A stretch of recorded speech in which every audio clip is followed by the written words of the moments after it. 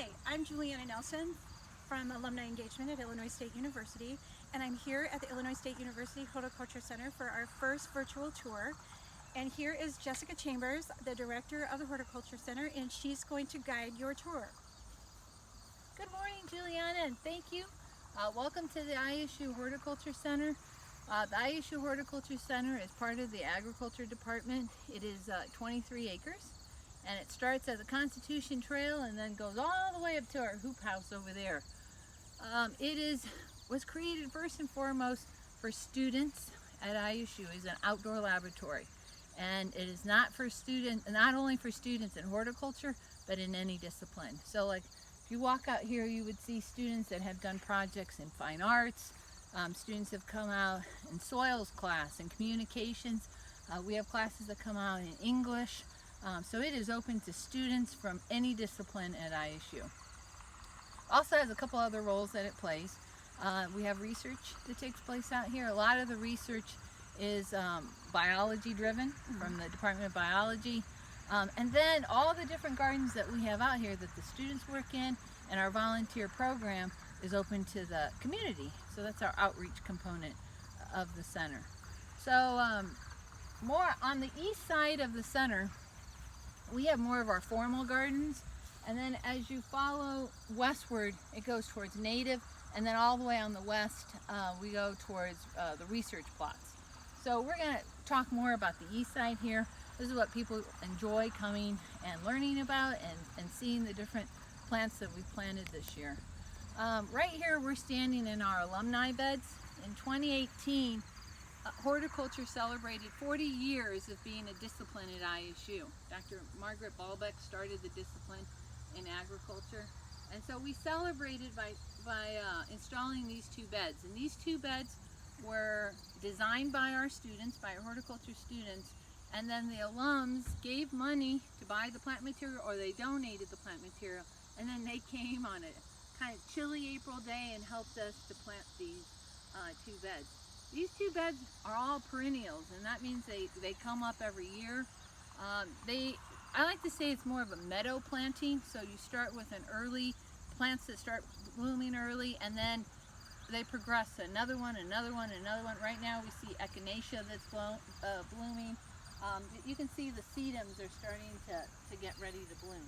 So they're nice. The amount of life that we have in these alumni beds compared to how much is in the turf, it's just extraordinary. I mean, you can sit there and see all the different kinds of bees that visit, the butterflies that visit, and so we had a wren nest in one of the grasses this year, so a lot of life in those. So these are perennial beds, but another different example of plants that we really like to plant at the Hort Center are annuals. So the annuals mean that you have to plant them every single year. But the great thing that annuals give us is color, and they'll give it to us the whole season. So like we're looking at these bright orange geraniums. There's cleome behind it. We also like to throw in some vegetables. So right to the left is okra. Okra's in the hibiscus family. A lot of the plants in our annual beds are grown by our students in the rock greenhouse. They're grown by it, and then if I can find a student that's interested, they design the beds as well. So we had some graduate students that helped us with these beds this year. So we come down through the garden. Every year we have a different theme at the center. This year I'm wearing the theme, it's the sounds of the center. We're celebrating our 15th year, and we're kind of focusing on not only music in the gardens, but also sound. You know, the sound of the sprinkler or the sound of the red-winged blackbird. And we've tried to incorporate that into different gardens. For example, our shade garden, we have a wind chime. And in the children's garden, we're redoing our rock and roll garden. So you can see here, these are our annual displays. This was supposed to be a play on music, where this was a major key, this was a minor key, so something that was bright and happy, you know, to play with music, a major. And then the minor was supposed to be dark, but the darnalism kind of took over here. You can see how white it is. So plants, you know, always have the upper hand. You think you know what you're doing, you got it in the ground, and then they kind of like are the ones in control. So the center Like I said, this is an outdoor laboratory for students. So we try and get the students out here as much as possible. So students learn how to, in horticulture, they'll learn how to prune, how to plant, how to mulch, believe it or not, how to weed and how to water. That's like one of the most important things. But one of the other things we do is we give our students the opportunity to get their hands working with hardscape materials. And I think this is a big deal because I'm an alum, and in 1993 when I graduated, I never had the opportunity to really learn about hardscape materials. So here at the center I can show you one project. This is our Flagstone Patio, and this has been here for a long time now.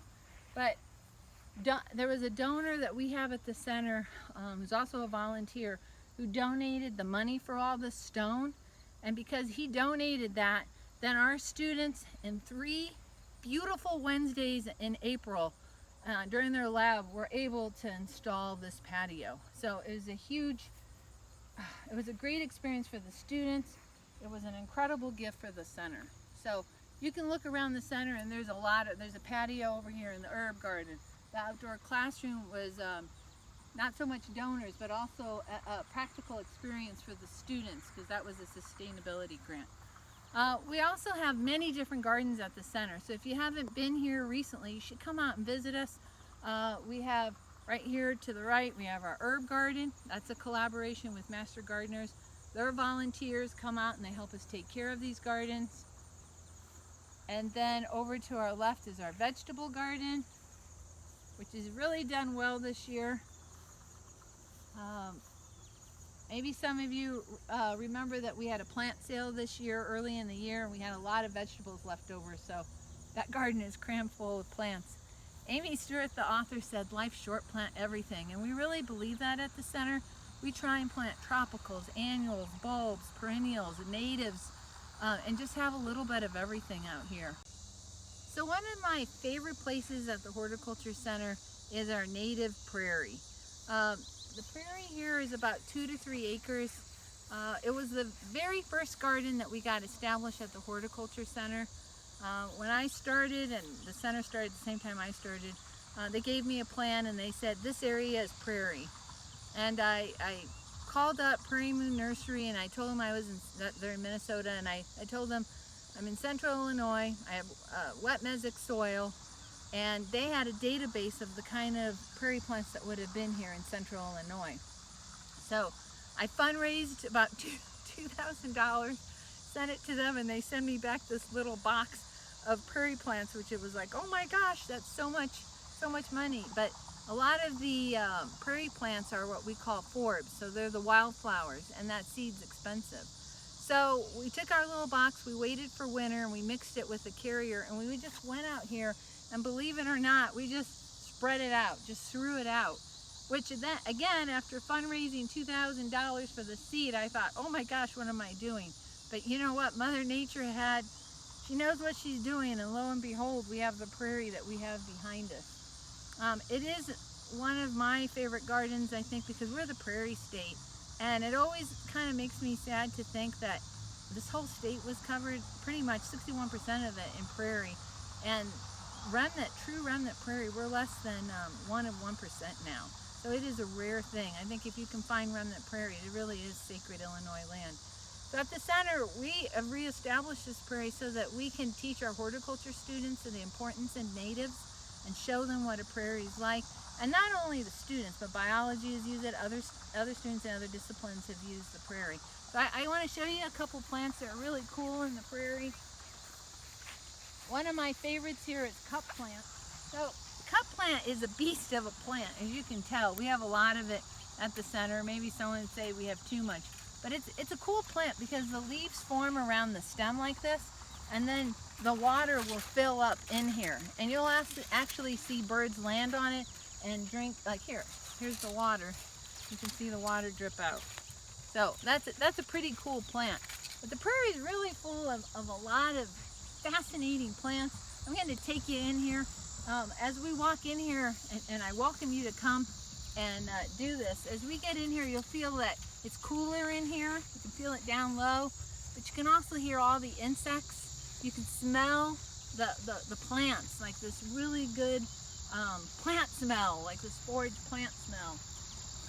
And you kind of get a feel for what the pioneers would have felt when they came into Illinois. We have some other cool plants here. Here's Baptisia. It bloomed earlier in the year. Just stepping over milkweed. There's that common ditch milkweed. But when you get in here, you can see all the bees and all the insects around us. And it really is, you can hear the birds. It's really an amazing spot. So really wish that everybody could go and just be in a prairie and just kind of have that moment to realize that we are the prairie state, and at one time we were 61% Illinois was covered in these grand plants and these grand colors. So now I'd like to take you to one more area that is maybe my second favorite area, and this is the children's garden. The children's garden was one of the things that I wanted to add when I came here and started as director. I think I like it because you can do whimsical things and sometimes not follow the principles of design, because you can get away with things, colors or textures that the kids will like without, necessarily following all the rules. So there's a lot of surprises in there. I'm not going to go over all of them because I want you to come and visit and see our surprises. There's one in there that we're going to finish next week with the students in class. But I can tell you this is also a garden where a lot of donors have helped us. The little red barn, volunteers and donor helped with that. We have our little reading libraries. We have 2 little libraries, the little mini libraries that were donated. And there's artwork in there, and there's other pieces that have been donated. And I think that's what really makes the Horticulture Center a special place. It isn't just staff that's out here doing this. It takes volunteers, it takes donors, it takes the community being part of the center for this to succeed. So I really think if you can make it, come out and visit us. This is the best time of year to visit the Horticulture Center. And if you can support us in any way by visiting, donating, volunteering, we would love to have you. So thank you so much.